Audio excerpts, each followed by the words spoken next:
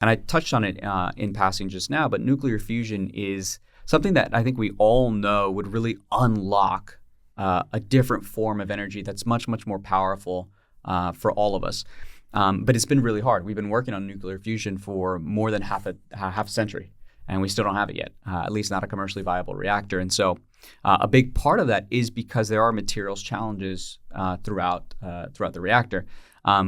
But if you think of what a nuclear reactor is, it's effectively like a miniature star in a bottle. And so you have this really hot plasma that acts as the fuel source to the reactor. And most of it is contained by these ultra strong magnets. And so you've got this magnetic confinement around the plasma. Some of that plasma does leak out though. And when you have the plasma leaking out, it can cause damage to the walls of the reactor and erode it down over time. And that's obviously really bad if you're spending millions and millions of dollars investing in nuclear reactors. You can't have them breaking down.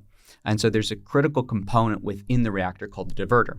And it acts as sort of like an exhaust where it basically absorbs that, or basically exhausts out that leaked plasma.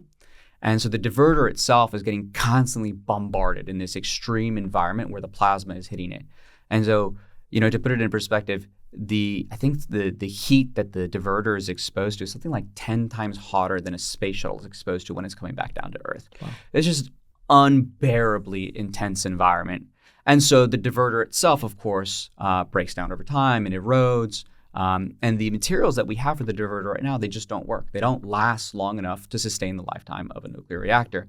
And so we're actively looking for a replacement to that diverter right now. That's a core materials problem that actually prevents us from ever having a commercial nuclear reactor.